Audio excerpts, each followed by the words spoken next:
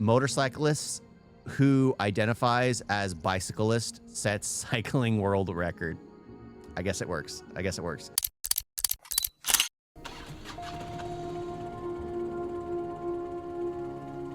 Not available? Oh, okay. My motorcycle is a bicycle and bicycle now. And I should be allowed to use it in bicycle races. Races. So I just talk in this thing and it records my voice? Yeah, it's a microphone. Okay. Hello, my name is Norm Hiccup. I am a bicyclist, and this is my story.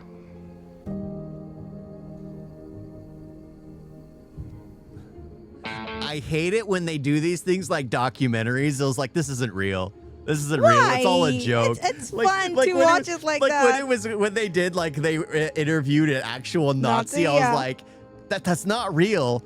But is it? Did they actually talk to it like a Nazi? Maybe they You thought it was real. So I was like, let me see in the comments or in the description. Nothing. I was like, oh, okay, so it is all fake. Everyone knew the name Norm Hiccup in the motorcycle world. Back then, when you thought about motorcycles, you'd think Harley Davidson, you'd think two wheels, and you'd think Norm Hiccup. Okay. Oh yeah, of course I knew Norm. You know, if there was a race, Norm was there racing. Racing and racing and racing and losing. That guy lost a lot. Hey, guys! It's not a race! Slow down! It was a race, and he knew that. Great race, guys.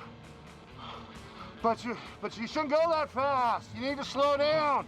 Why are you like huffing and puffing, bro? I don't know. I honestly don't even know why he competed. I think he just owned a motorcycle. He was the Michael Jordan of losing. And then, the craziest thing happened. So, it was shortly after losing your, what was it, 65th motorcycle race that it happened? Well, it's completely unrelated to losing my 65th motorcycle race. But it happened directly after a loss, right? Unrelated things happen after other unrelated things all the time. That's a common expression. Why don't you just tell us what happened? I'd always known that something about me was different. There was something wrong. It was as if I had something inside of me as a motorcyclist that I needed to let out. After a lot of thought and reflection, and in no way related to the number of motorcycle races I lost, I finally realized that my life as a motorcyclist was a lie. I was a bicyclist. A man by the name of Norm. This is the what's the equivalent of the swimmer guy? Yeah, the swimmer guy that who started. He literally lost every single race he had been in. Yeah. And then he transitioned, and now he's first place. He's Yep. a gold medalist. Yep. Sorry. They, she, whatever. Norm Hiccup has made Hey, history this is the today. Handlebar Podcast, and today we're talking about Norm. As a tractor-driving dentist, I feel Norm really represents the trans vehicle. I love Norm. Joining the race is Norm Hiccup. Wait, I thought he raced motorcycles. I never felt better. Free to be my true self. Live my truth. Just be me. And win races. Completely unrelated. But now that you mention it, the craziest thing happened. I started winning races. Can you believe it? Things were looking up. I was finally me, the real me, and separately, coincidentally, happening at the exact same time, I'm a gold medal athlete. I'd never seen a bicyclist like Norm. Tremendous focus, deeply motivated, and his bike had a 200 horsepower engine that could go from 0 to 60 in 3 seconds. Yeah, I remember but I that's interviewed unrelated. Norm around this time. He's a mega star, not only winning trophies left and right, but also a huge inspiration to the trans vehicle community. And I said, Norm, when did you know you were actually a bicyclist? And you know what he said?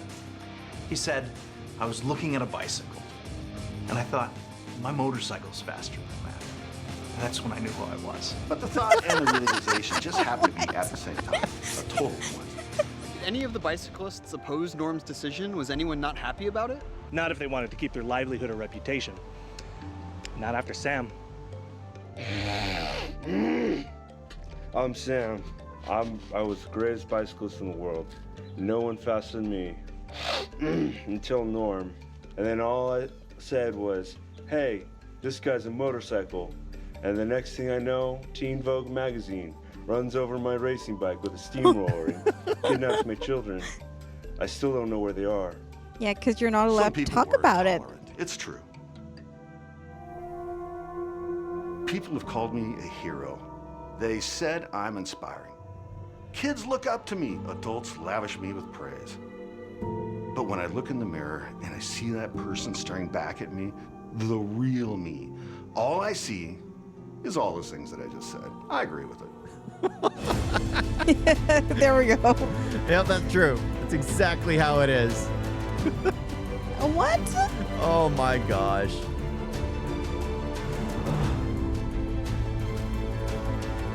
Oh, so all these people that backed him, you know, the cheater? Yeah, yeah. They're all getting praises. Of course. They're all getting trophies. They're all getting nominations. Of course. Of course. Yeah, if you toe the line with the lunacy, you get rewarded because of it. It's crazy. Because everyone, the same thing with like that swimmer, everyone who was praising that swimmer at the time, the man who won in the women's competition, they were getting like, oh my gosh, we should give them acolytes. Yeah, they should give them awards. They should let them know. It's like, oh, okay. Yeah, they are trolling. They're trolling. They're making fun of that whole situation. Because it's crazy. It's crazy. That stuff is insane. That stuff is insane. The fact that people can actually do that kind of thing and win and actually be awarded and get the praise when they've literally just cheated. Like, are there people who are born genetically superior? Sounds weird, but that technically is kind of it, because there are people, some women who are born stronger than other women. There are some men who are born more weaker than other men, who don't have the same kind of bone density or that kind of thing, or a bit malnourished. There are those things. They are. But the thing is, men on average are just genetically far stronger than women, far taller than women. But it's just that there is no 1-to-1 ratio equivalency in all of it. That's why they have these tournaments to begin with for women and for men, because it's trying to find the best of the best. In the Olympics, it's like trying to find the best of the best in a nation. You try to find the best of the best. You want to see who's on top at that point in time, who has the best athlete at that point in time. But they got to compete against others of their own before they get to that point. Yeah. You guys got a video?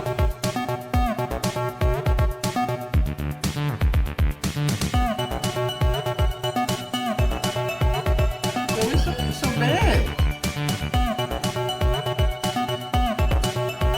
And don't forget to like and subscribe. Wait like that.